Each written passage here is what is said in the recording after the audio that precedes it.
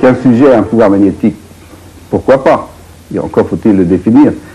Scientifiquement, ça ne répond pas aux rigueurs d'études, de protocoles, d'analyse, de comparaison avec d'autres études scientifiques, de répétition de l'événement et la statistique, pour apporter une preuve scientifique proprement dite. Donc c'est très personnel, subjectif. Les médecins soulignent surtout le danger que peuvent faire courir certains magnétiseurs qui entendraient se substituer à eux. L'autre risque, moins grave il est vrai, c'est de se faire escroquer. Il y a pas mal de charlatans. Et c'est ce qui trouble beaucoup les magnétiseurs qui souhaiteraient avoir un statut légal de façon à éliminer ces gens qui leur causent énormément de mal. Pour gagner en crédibilité, une association s'est créée il y a plus de 40 ans. Le Groupement national pour l'organisation de la médecine auxiliaire ne reconnaît que ceux qui ont fait leurs preuves et édicte une certaine rigueur morale. Mais le GNOMA n'a pas d'autorité reconnue. Ailleurs, comme en Angleterre, les magnétiseurs exercent librement. En Allemagne, ils ont pignon sur rue. En France, le succès des magnétiseurs tient plus du bouche à oreille. Cela reste, pour l'heure, un remède de bonne femme, du latin bona fama, bonne réputation. Et si vous voulez en savoir plus sur les magnétiseurs d'aujourd'hui, je vous recommande, je pense que Patrick d'André-Réty va vous le montrer, cette enquête de Colette Ménage qui paraîtra le 8 février prochain, donc aux éditions Grancher. Environnement, alors que le pétrolier Maersk continue à polluer le détroit de Malacca en Indonésie, les ministres européens de l'environnement et de la mer se réunissent demain à Bruxelles. Objectif, trouver des dispositions communes destinées à soumettre les pétroliers à des réglementations plus strictes et les contraindre surtout à les respecter. Droit de suite, Dominique Dumas. Les marées noires se succèdent sans répit pour la nature. Le Maersk, près de Sumatra, pollue encore cette baie de Malacca, aussi fréquentée que la mer du Nord.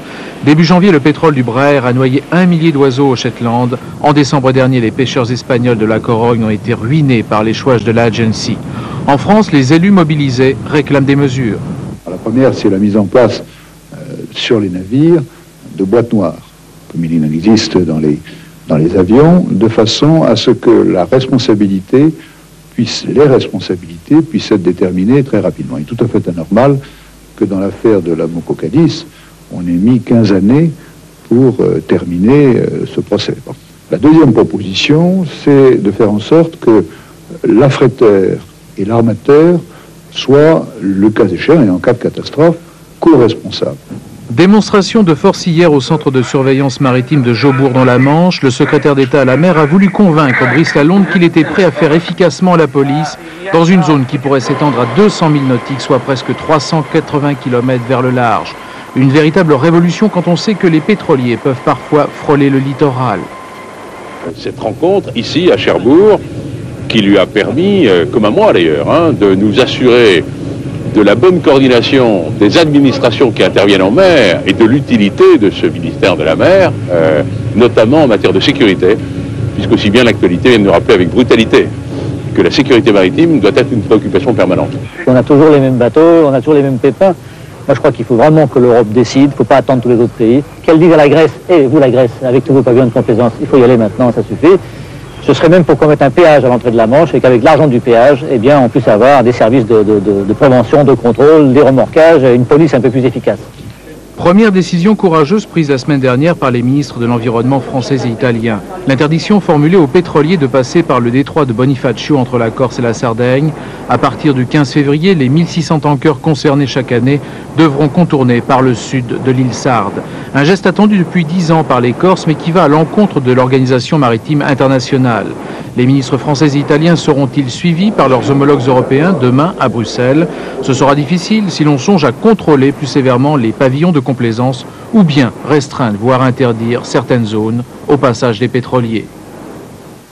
Et puis le cinéma, sacré meilleur film étranger, hier soir lors de la cérémonie des Golden Globes qui s'est déroulée à Hollywood, Indochine de Régis Varnier semble déjà en bonne route pour les fameux Oscars. Avant d'entendre le commentaire d'Henri Chapier, l'analyse du palmarès de l'Académie des Golden Globes avec Michel Vial.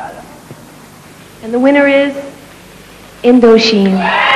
En recevant hier soir à Beverly Hills le Globe du meilleur film étranger, Indochine de Régis Varnier semble en effet avoir pris une sérieuse option pour les Oscars. L'occasion peut-être d'une vraie consécration américaine pour Catherine Deneuve, star au sommet de son talent, dans un très beau portrait de femme et une saga à la fois romanesque et nostalgique. Nous vivions en paix et dans l'illusion. Comme si nous avions la force d'arrêter le temps. Vous? Quoi vous rêviez? J'ai pas besoin de rêver. Tout ce que j'aime est ici. Autre lauréat de l'Association de la presse étrangère de Los Angeles et donc candidat éventuel au très envié Oscar, Clint Eastwood, meilleur metteur en scène pour son western existentiel impitoyable, ainsi que Tim Robbins, meilleur acteur comique pour The Player, le film décapant de Robert Altman. Car le bouquet de ces Golden Globes, traditionnellement décernés en début de saison, constitue en général un avant-goût des Oscars qui seront attribués cette année à la fin du mois de mars. Alors justement, Henri Chapier, quels sont les atouts d'Indochine et de Catherine Deneuve pour les Oscars?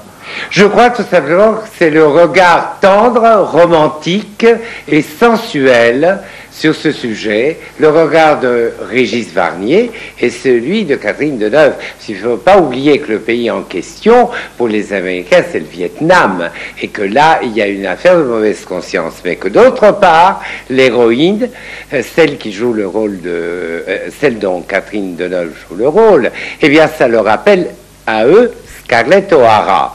Ensuite, il y a un souffle extraordinaire dans cette production qui est très très belle, et je crois qu'on rendra justice à Indochine et au cinéma français qui justement est tourné en langue française et que là tout le monde sera content si ce film vraiment reçoit l'Oscar. Je l'espère du moins, Varnier et Deneuve le méritent tous les deux, et nous tous d'ailleurs. Merci Henri Chapier pour ce commentaire tardif. Ouais. Vous êtes habitué aux commentaires tardifs depuis quelque temps. Dans un instant, le cinéma de minuit, La Belle de Moscou avec Fred Astaire et Sid Charis. Prochain rendez-vous avec l'information demain 12h45, Anne de Coudeneuve, avec toute l'équipe qui m'a aidé à préparer cette édition. Je vous souhaite une excellente fin de soirée. Merci.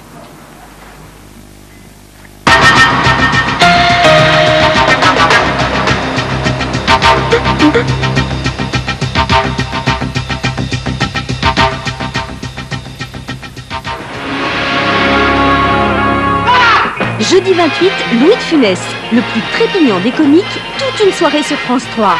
Renversant, non? Antoine, qu'est-ce qui t'arrive, Antoine, mon Dieu, mon chéri?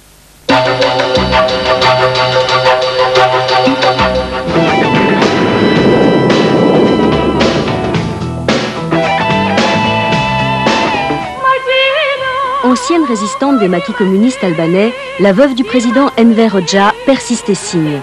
Dans une interview exclusive, elle proclame haut et fort « Je suis toujours marxiste-léniniste ». Albanie, impossible retour. Un document exceptionnel présenté par Bernard Rapp, mardi à 21h35 dans Planète Chaude, sur France 3.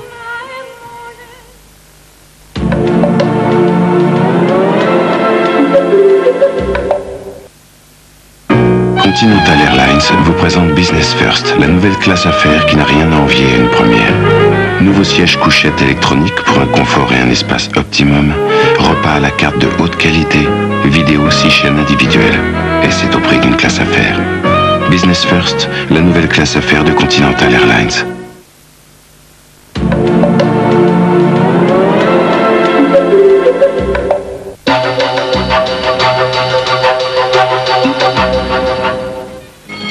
L'inspecteur Harry.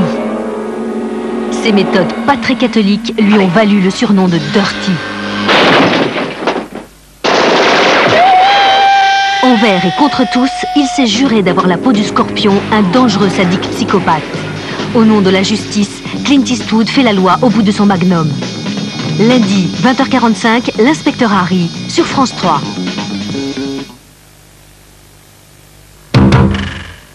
Soin des lèvres, Neutrogena.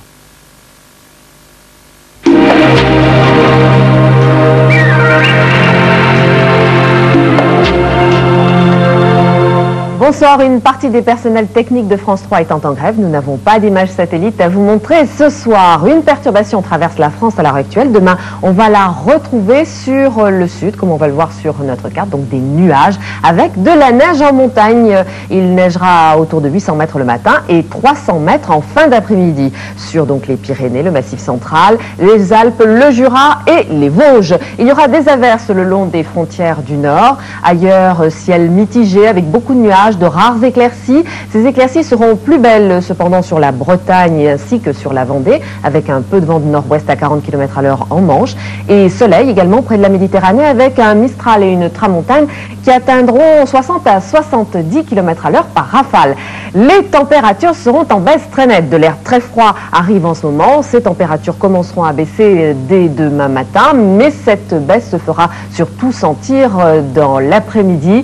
Les températures de l'après-midi, vous allez le voir, seront à peu près équivalentes à celles du matin, sauf près de la Méditerranée, où là, il fait encore relativement doux avec 14 à 16 degrés.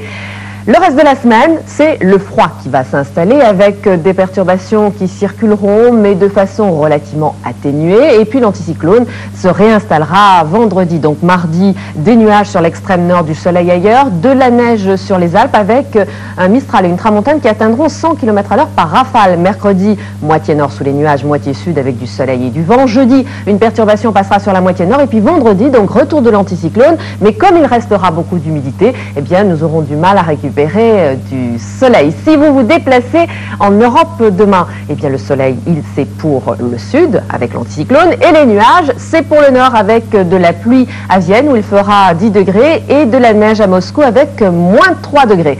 Demain, nous fêterons la Saint-Paul. Je vous souhaite une très bonne fin de soirée sur France 3. Soin des lèvres, Neutrogena.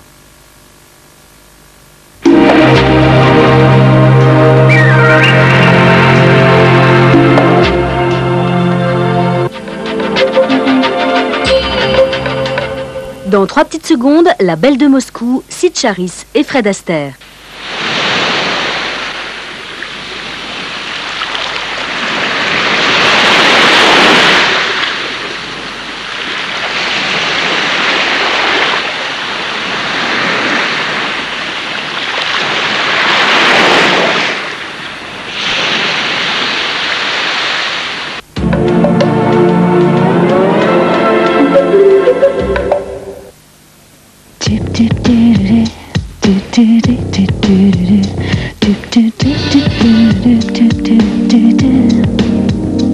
Aujourd'hui, il existe des voitures beaucoup plus proches de vous que vous ne le pensiez. Les Mercedes 190 Optimum, 5 motorisations à partir de 140 000 francs. C'est en prenant très tôt de bonnes habitudes alimentaires que l'on peut rester très tard en bonne santé. Alors chaque jour, mangeons bien, mangeons bio, mangeons Bjorg. Dans 1000 ans, on retrouvera encore votre cassette vidéo. TNB, la cassette vidéo avec boîtier. TNB, vous avez bien enregistré? Sur la Côte d'Azur, Marina Baie des Anges a aujourd'hui son Olympe, Biovimer. Entre Nice et Antibes, le plus grand centre d'Europe de thalassothérapie, remise en forme et beauté, vous offre ses 14 000 mètres carrés de détente et de bien-être.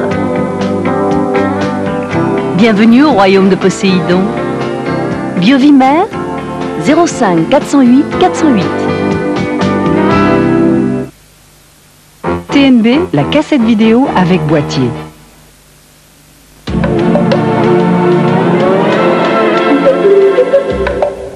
« 1993, ce drôle de petit objet va bouleverser les habitudes des téléspectateurs français et même toute la télévision. En effet, grâce à cette carte interactive multipoint, de nouvelles émissions dites interactives justement arrivent sur France 2 et sur France 3. C'est-à-dire des émissions auxquelles vous, téléspectateurs, pouvez participer de chez vous. Bénard.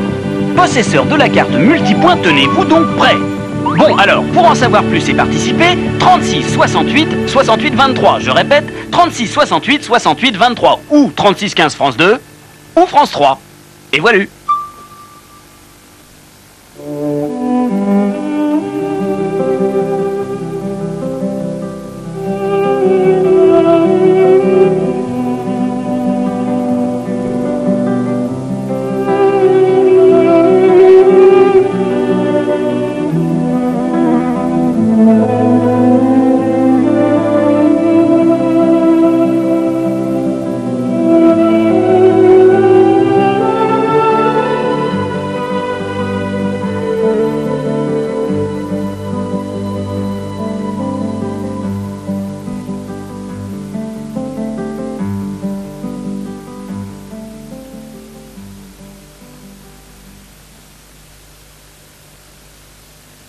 La Belle de Moscou marque, après 9 ans d'éloignement des studios, le retour de Robin Mamoulian, le cinéaste de la Reine Christine, et du Dr Jekyll et Mr Hyde. Le film est le remake de Ninotchka, réalisé en 1939 par Ernst Lubitsch. Fred Astaire succède à Melvyn Douglas et Sid Charisse à Greta Garbo. Ce qui me passionne, déclarait Mamoulian, fut de donner à la danse une importance plus grande qu'à l'action proprement dite. La progression psychologique et dramatique n'existait que dans les ballets. Sid Charisse retrouve ici Fred Astaire, qui avait déjà été son partenaire dans Tous en scène de Vincente Minnelli 4 ans plus tôt. Et c'est à nouveau, sous la direction du producteur Arthur Fried, que cette comédie musicale fut mise en chantier.